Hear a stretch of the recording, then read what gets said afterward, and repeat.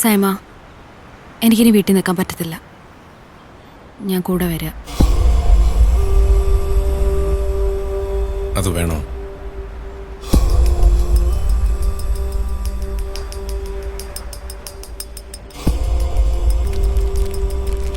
നമുക്കൊരു ചായ കുടിച്ചാലോ? കയ്യിൽ കാശുണ്ടല്ലോ അല്ലേ? എല്ലാം പോയി.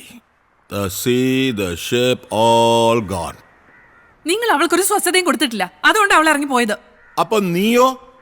എടി പെൺകൊച്ചുങ്ങളെ അവരെ അമ്മയാണ് നോക്കേണ്ടത്. It is because of you. അതുകൊണ്ട് എല്ലാം നടന്നത്.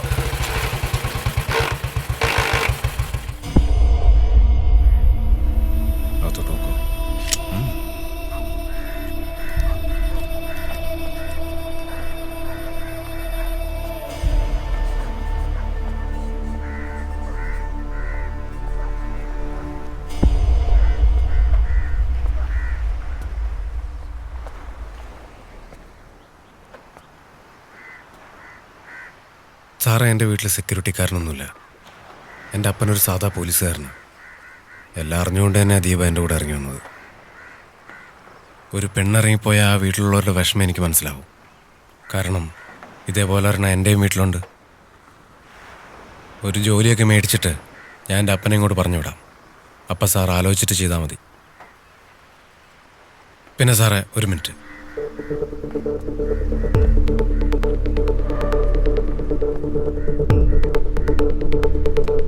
സാറേ, ഞാനൊരു സാധാരണക്കാരനാണ്.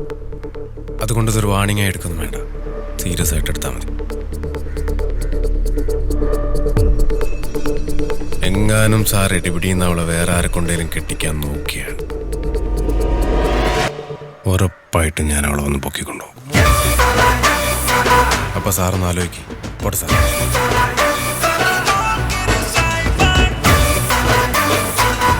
സാറേ, ആ സെക്യൂരിറ്റിക്കാരൻ എത്ര ശമ്പളം? 12,000. എൻ്റെ അപ്പനെ 30-35,000 രൂപ ശമ്പളം ഉണ്ട് കേട്ടോ.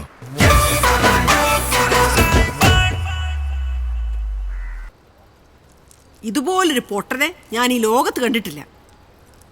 നിനക്ക് സ്വപ്നത്തിലെങ്കിലും കിട്ടൂടാ ഇതുപോലൊരു പെങ്കൊച്ചിനെ? ഇങ്ങനൊരു മണ്ടൻ. പഠിച്ചൊരു ജോലി മേടിക്കാന്ന് വിചാരിച്ചാൽ അതും സമ്മതിക്കത്തില്ല. പഠിച്ച് ജോലി വാങ്ങിക്കുന്നൊരു മോൻ. എടാ, ഈ ചൂട് സമയത്ത് 2 ഷർട്ട് ഇട്ട് കോമാളി കളിച്ച് കിടക്കുന്ന നിന്നെ ആ പെങ്കൊച്ച് എന്തോ ഭാഗ്യത്തിന് ഒന്ന് പ്രേമിച്ചു. നിങ്ങളുടെ മോനൊരു ലോക മണ്ടൻ തന്നെ.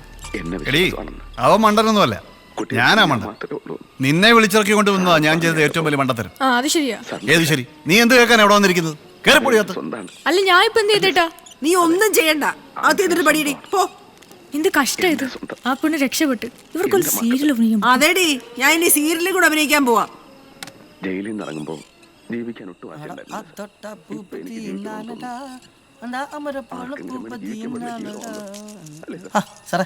എന്തായാലും സീരിയലാണത്തെ. പൊളിയായതില് എന്താണ് ഒരു വിഷമം പോലെ പടമാറ്റം പറയാ. അപ്പൊ നീയൊന്നും അറിഞ്ഞില്ലേ? എടാ, മറ്റേ പെങ്കൊച്ചില്ലേ ദീപ, അവൾ ഇവന്റെ കൂടെ ഇറങ്ങി വന്നു. എന്നിട്ട് യവൻ കൊണ്ടുവന്ന് അവളെ വീട്ടിലാക്കി. എന്ത് പറയണോ ഈ പോങ്ങനെ? ലക്ഷ്മി, കൊറേ നേരമായിട്ട് ഞാൻ സഹിക്കുന്നു. അടിച്ച് ചെവിക്കുറ്റി ഞാൻ പൊട്ടിക്കും. മക്കളൊരു സ്വസ്ഥയും തരത്തില്ല. ഇവിടെ ഒരു സ്വസ്ഥതയില്ല. നമ്മളിപ്പോ എങ്ങോട്ട് പോണാ? അപ്പൊ എവിടെയെങ്കിലും പോയി 2 അടിക്കാടാ. അഞ്ച് കൊച്ചിനെ കൊണ്ടാക്കിട്ട് വരാം. വാ. കൊച്ചിനൊക്കെ ഞാൻ ഉണ്ടാക്കി. അപ്പൊ ജിനി ഇവിടെ ഇല്ലേ? അവളിവിടെ ഇല്ലല്ലോ. എടാ, നീ അല്ലേ അവിടെ ഡാൻസ് ക്ലാസ്സിനെ വിളിച്ചിട്ട് പോയത്? ഞാൻ അവളവിടെ കൊണ്ടാക്കിയല്ലോ. എവിടെ കൊണ്ടാക്കി? എടാ, അവള് വീട്ടിലുണ്ടാവൂടാ. എടാ, അവള് വീട്ടിലില്ല. ഞാൻ ഇത്ര സമയം വീട്ടിൽ ഉണ്ടായിരുന്നു. വീട്ടിലില്ലേ? എടാ, വീട്ടിലില്ല.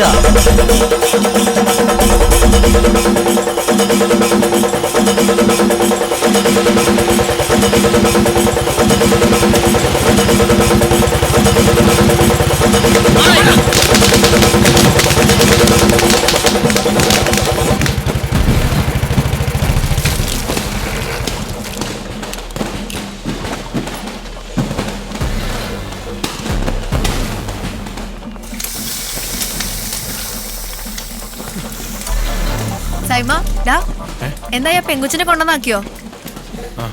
നീ കൊറേ കഷ്ടപ്പെട്ടതല്ലേ, വിട്ടുകളയണ്ട. എന്തായാലും എന്റെ കൊച്ചു ഡാൻസ് പഠിച്ചു. നിന്നെ കൊണ്ട് അങ്ങനെ ഒരു ഉപകാരം ഉണ്ടായി.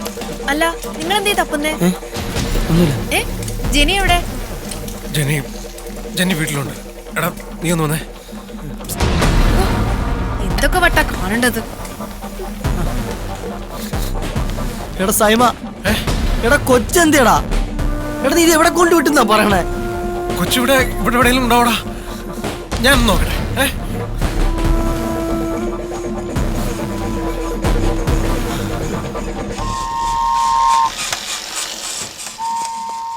മക്കളെ, ജെന്നിയെ കണ്ടിരുന്ന? ചേച്ചി, ജെന്നിയെ കണ്ടിരുന്ന? ഇല്ല, ഇന്നിങ്ങോട്ട് വന്നില്ല. എന്താ സൈമ? ഒന്നുമില്ല.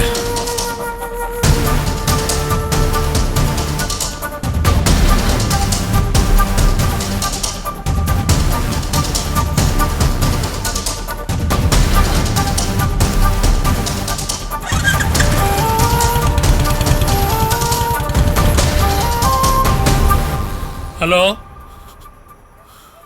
ഹലോ, ആ യേശുദാസൊക്കെ അറിഞ്ഞില്ലേ? അറിഞ്ഞു. ഇനിയിപ്പോ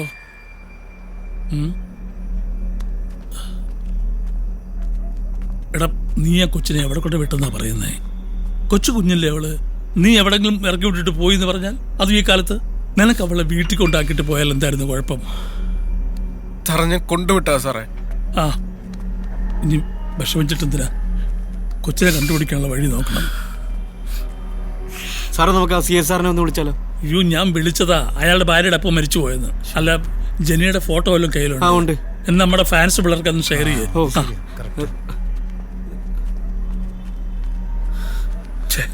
ഗണേശ, നീ പേടിക്കാതെ, ബാക്കി ഞങ്ങൾ നോക്കിക്കോളാം. നീ ഇപ്പൊ വീട്ടിലേക്ക് ചെല്ലേ. അവിടെ ജയമോൾ ഒറ്റയ്ക്കല്ലേ ഉള്ളൂ. ആ, പിന്നെ ഗണേശ, അവളെ ഇപ്പൊ ഒന്നും അറിയിക്കണ്ട കേട്ടോ.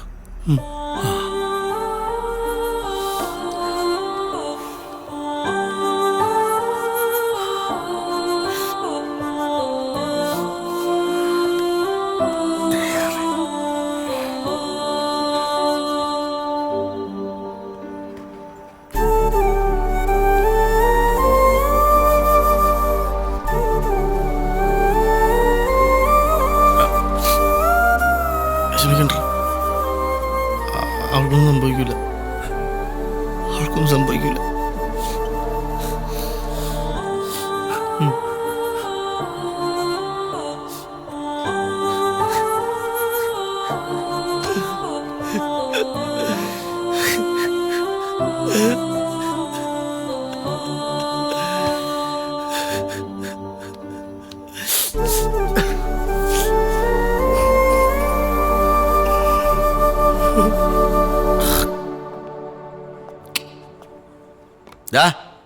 നീ കൊച്ചിനെ കൊണ്ട് എവിടെ വിട്ടെന്നാ പറഞ്ഞ? ഞാൻ പറഞ്ഞല്ലോ സാറേ, കൊച്ചിനെ വീട്ടിന്റെ മുന്നിൽ ഇറക്കി വിട്ടെന്ന്. എന്നിട്ട് കൊച്ചെന്തിയടാ? മാഞ്ഞോയോ? നീ കൊച്ചിനെന്ത് ചെയ്തടാ? സാറേ, ഈ സമയത്ത് ഒരു കാര്യം മറ്റേ പോലീസ് കളിക്കരുത്. ബാക്കിയുള്ളവരുടെ പ്രാന്ത് പിടിച്ചിരിക്കുമ്പോഴാ. ഇല്ല സാറേ, ഞാനൊന്ന് വരട്ടിയെന്നേ ഉള്ളൂ. നമുക്ക് അന്വേഷിക്കാം. സമാധാനമായിട്ടിരിക്കും.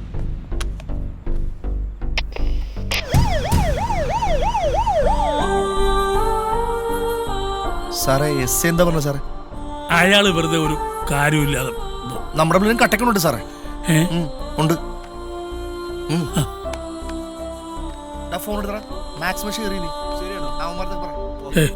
സൈമ, നീ വിഷമിക്കാതെ. CI വിളിച്ചിരുന്നു. അവര് കാര്യമായിട്ട് അന്വേഷിക്കാന്ന് പറഞ്ഞിട്ടുണ്ട്. നീ ഒരു കാര്യം ചെയ്യ, ഗണേശനോട് ഒറ്റയ്ക്കല്ലേ, നീ അങ്ങോട്ട് ചെല്ലേ. ആ,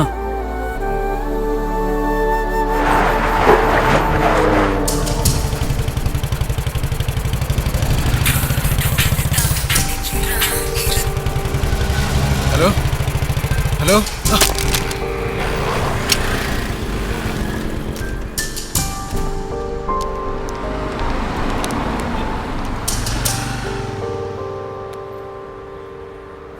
എടാ എന്തായടാ? നീ പേടിക്കലടാ, നമ്മളെ പിള്ളേരും പോലീസും ഒക്കെ അന്വേഷിക്കുന്നുണ്ട്. എടാ, അവിടെ അറിഞ്ഞിട്ടില്ല ഒന്നും. എടാ, എനിക്ക് എന്താ ചെയ്യണമെന്ന് അറിഞ്ഞൂടാ. ഞാൻ അങ്ങോട്ട് വരാടാ. ആ ശരിടാ.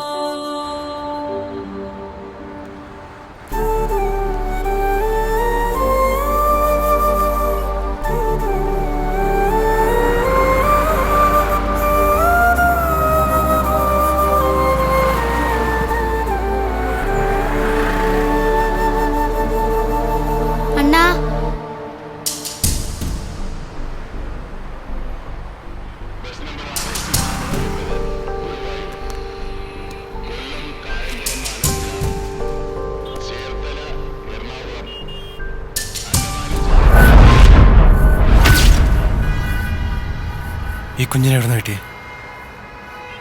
ഈ കുഞ്ഞിനെ എവിടുന്ന കിട്ടിയെന്ന് தெரியாது எனக்கு தெரியாது அந்த முருகண்ணன்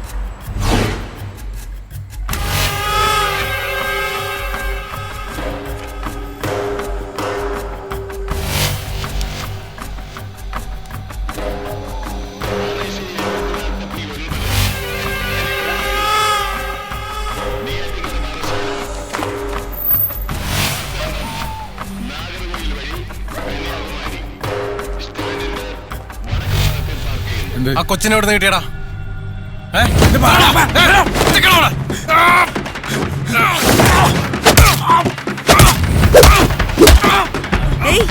சீக்கிரம் வாங்கடா, முருகன் இங்க பிரச்சனை நடக்குது. சீக்கிரம் வாங்கடா.